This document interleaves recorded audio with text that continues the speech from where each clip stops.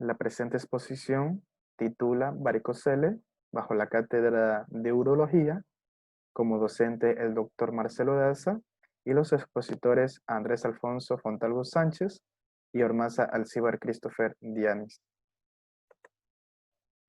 El varicocele es una de las patologías típicas que afecta al aparato genitourinario y la cual está muy relacionada con la infertilidad masculina.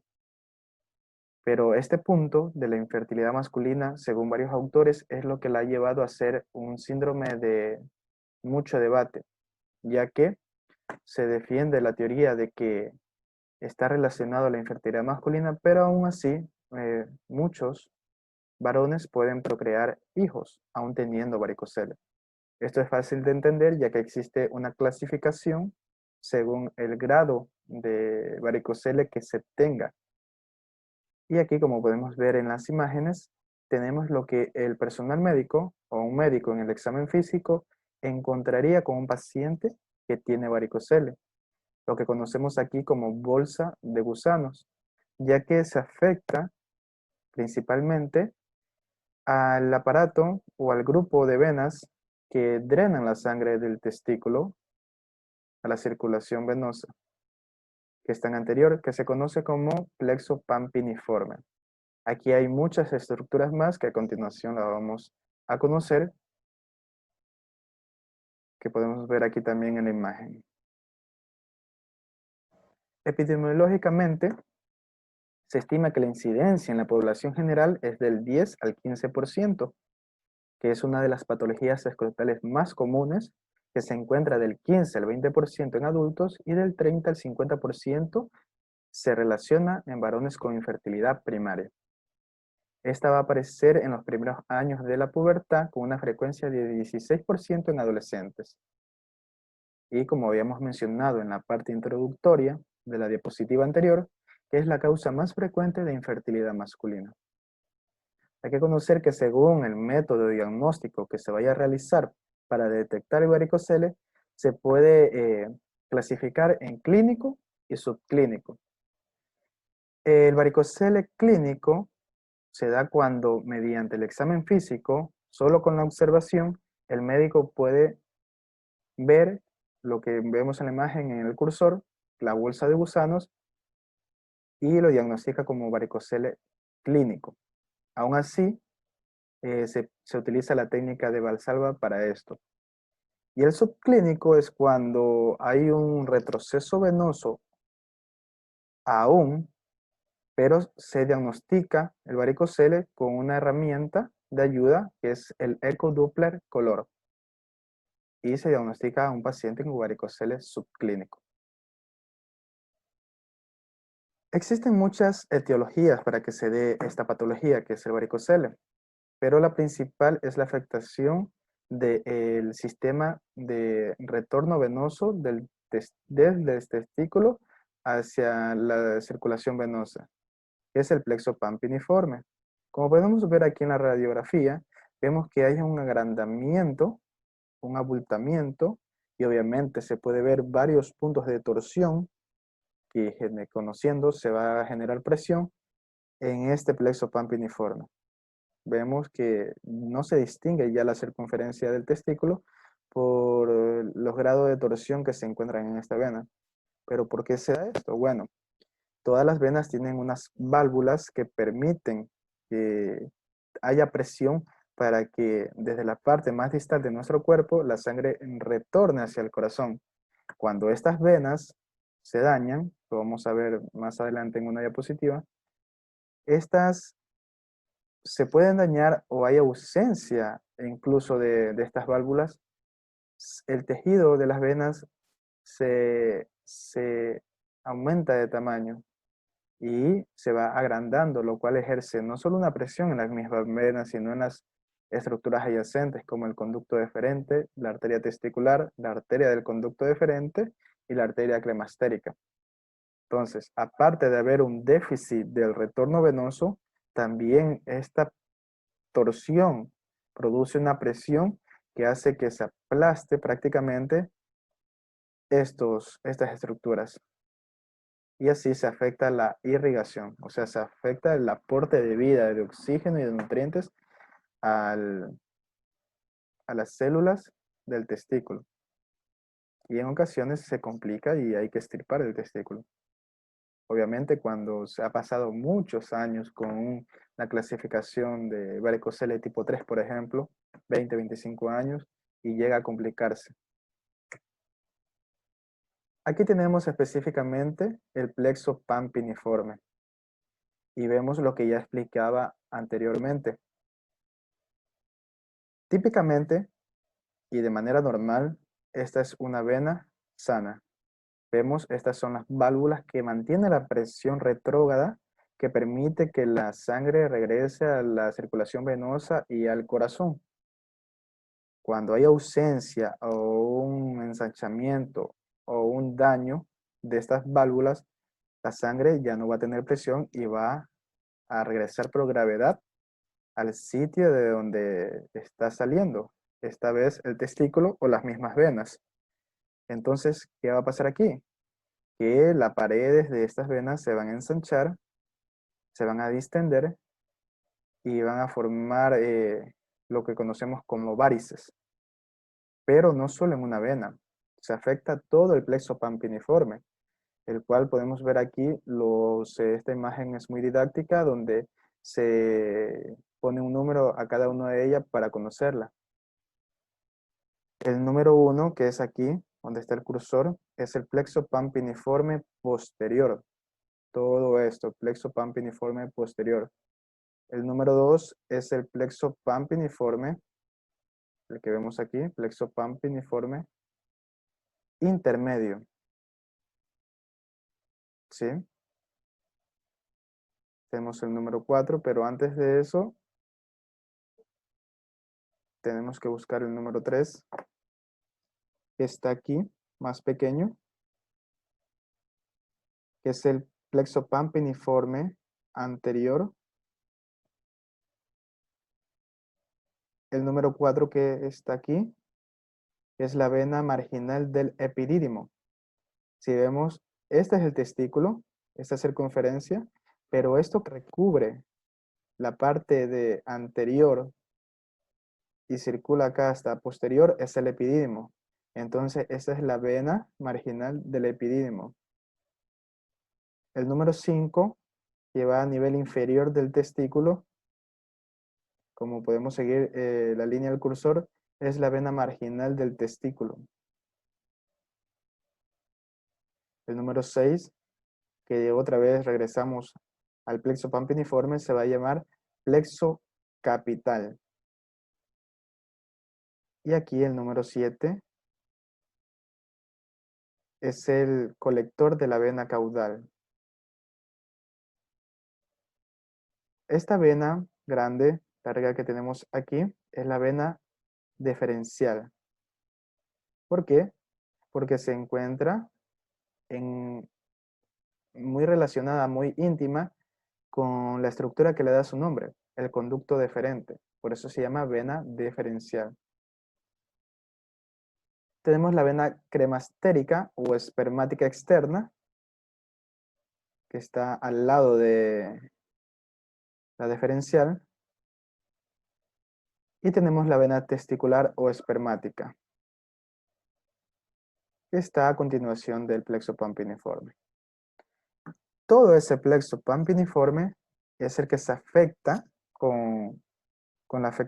se afecta con el daño de las válvulas de las venas y se produce un engrosamiento. Esa es la principal etiología para que se produzca el varicocele, que es en mayor incidencia en la parte izquierda y es ipsilateral, es decir, de un solo lado, del mismo lado donde se ha afectado el plexo pampiniforme.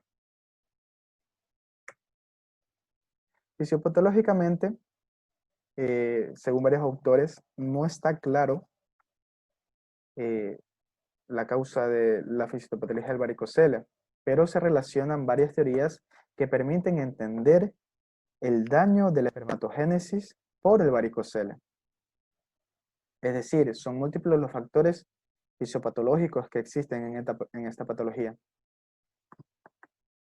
Aquí podemos ver otra vez las estructuras que conforman la parte del plexo pampiniforme de una manera más didáctica. Aquí podemos ver mediante una cirugía subinguinal abierta el varicocele. Esto es lo que se vería en una cirugía subinguinal abierta, presenciáramos así el varicocele. Y se puede ver claramente las venas engrosadas. Aquí también tenemos otra vez la bolsa de gusanos.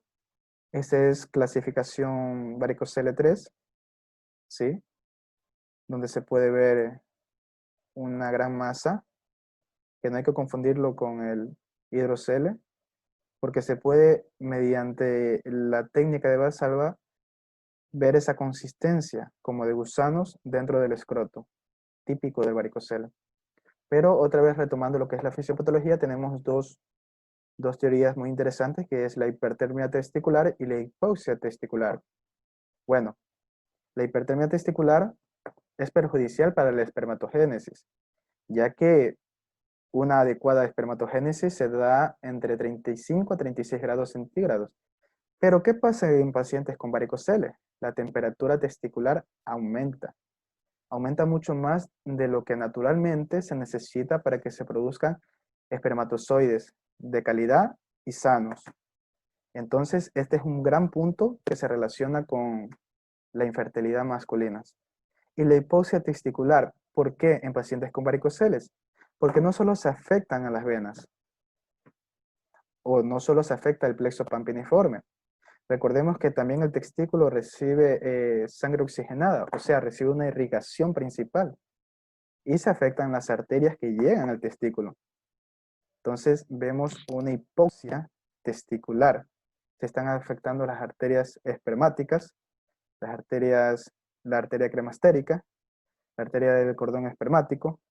Entonces todo esto hace que si existe una complicación, se pueda llegar hasta la pérdida del testículo por necrosis del tejido, ya que además de tener una inadecuada circulación venosa retrógrada, también está ya afectando a la irrigación normal.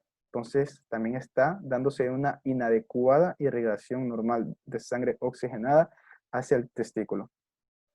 Todo esto afecta a la producción de espermatozoides sanos y capaces de llegar a cruzar todo el trayecto para llegar al aparato reproductor femenino donde se va a producir la fecundación. Vemos aquí otra vez lo que un médico encontraría en el examen físico general en un paciente para diagnosticar varicocele.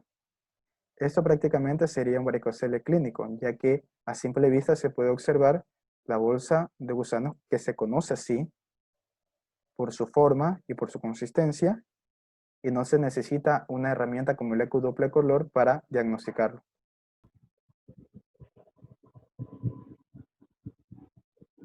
Hola, buenas. Yo hablaré sobre el diagnóstico, los exámenes complementarios, el tratamiento y las complicaciones de varicocele. El diagnóstico es principalmente clínico. Se caracteriza por un aumento del tamaño de un hemiscroto, una pesadez o dolor a nivel escrotal que aumenta con el esfuerzo o la bipedestación.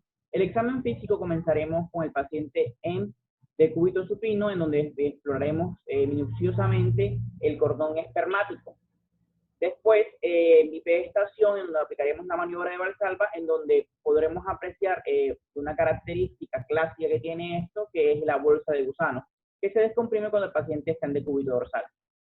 Esto permite que clasifiquemos el varicocele de acuerdo en 4, en el cual el subclínico, el grado 1, grado 2 y grado 3. El subclínico no es palpable ni visible con la maniobra de Valsalva, solamente el ecodoppler. El grado 1 solamente es palpable, pero no visible. El grado 2 es palpable y visible con las maniobras de Valsalva, y el grado 3, sin las maniobras de Valsalva, es palpable y visible, que es el clásico con bolsa de gusano. Siguiente.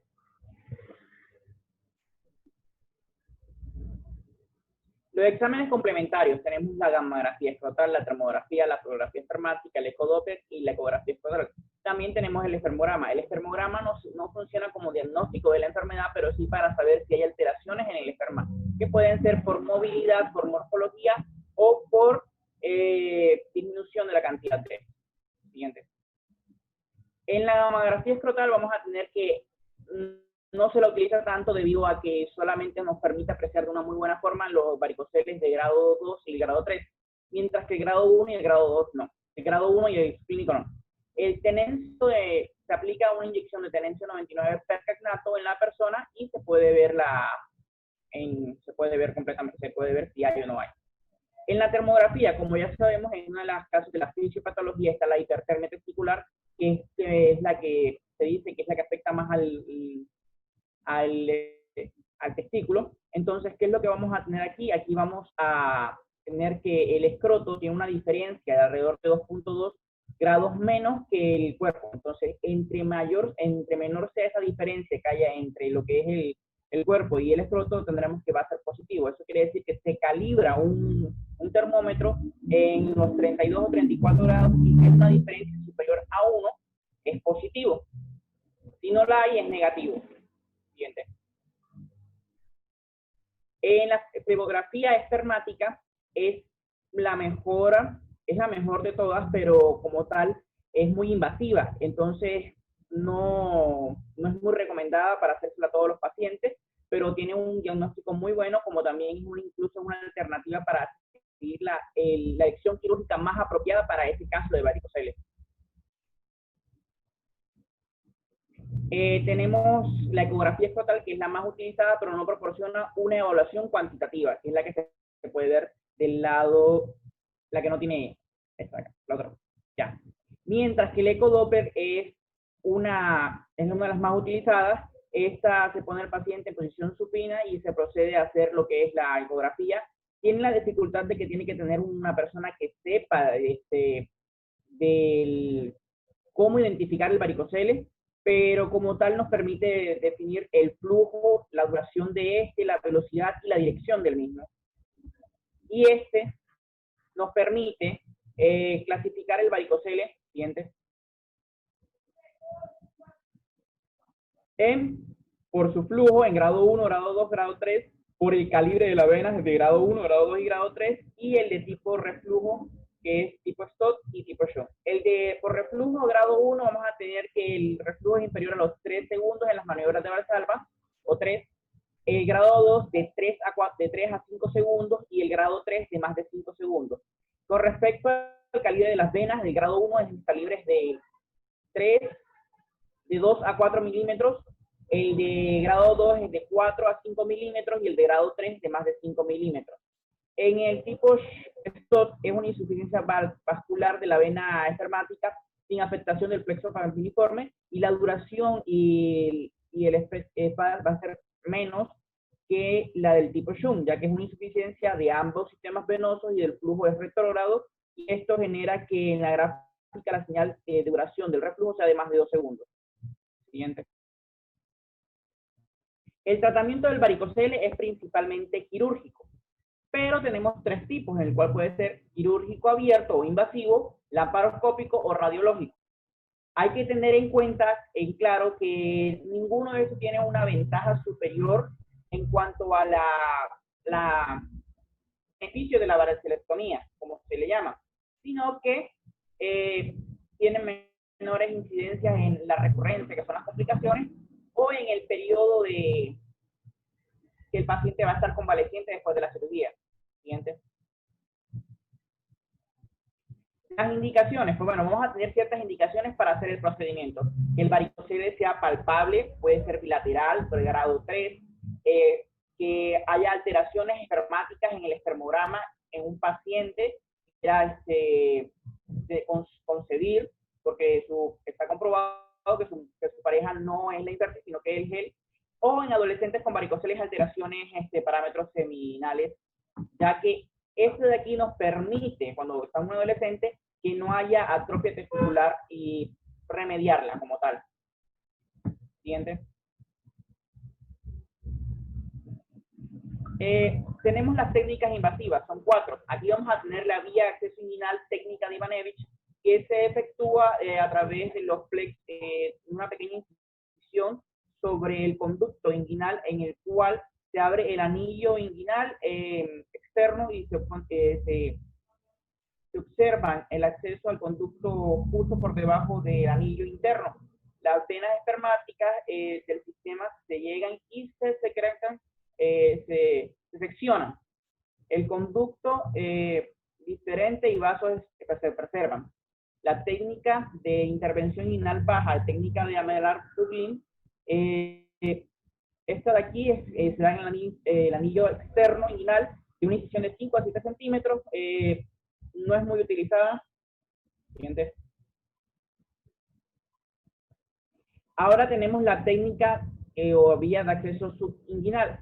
Es la técnica de Marmar, es la técnica más utilizada debido a sus características, debido a que expone mayor cantidad de vasos, es menor el menor tiempo de recuperación del paciente, menos daños y sobre todo que menor recurrencia.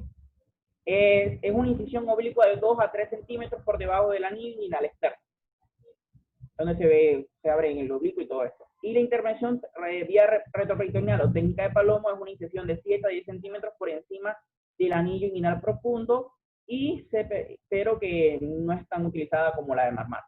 Siguiente. Ahora tenemos la vía lamparoscópica. Como su principal función es la de la ligadura de las venas espermáticas y nos permite una buena visualización de las arterias espermáticas, pero no tiene mejoras en comparación a las técnicas quirúrgicas invasivas. En cambio, tiene complicaciones más fuertes como pueden ser lesiones intestinales, vesiculares o vasculares que van a conllevar al paciente a estar en UCI. Entonces, no es como que tenga que tenga mejores funciones que las de otras de acá. Mientras que el tratamiento mediante embolización percutánea, que es radiológico, es una técnica radiológica de régimen ambulatorio bajo anestesia local a nivel del pie inguinal. En general derecho se funciona la vena espermática, donde ahí se puede ver muy bien cómo la femoral se llega, y vamos a estar por lo general en lo que es las arterias espermáticas izquierdas, que por lo general es el que más afecta, varicoceles. Hay que tener en claro algo, es que la vía lamparoscópica es de anestesia general, porque también conlleva otras complicaciones de la anestesia general en comparación a las otras que son anestesia local o regional. Siguiente. Con respecto a las complicaciones, la principal complicación del varicoceles es la recurrencia. Pero también podemos tener la infección, la hidrocele, la atrofia testicular, un adormecimiento ecuatorial, el dolor crónico, la aparición del linfocele o una lesión arterial testicular, que ahí se puede ver muy bien lo que es la atrofia testicular, el hidrocele y una nueva recurrencia, que es el principal factor. Muchas gracias.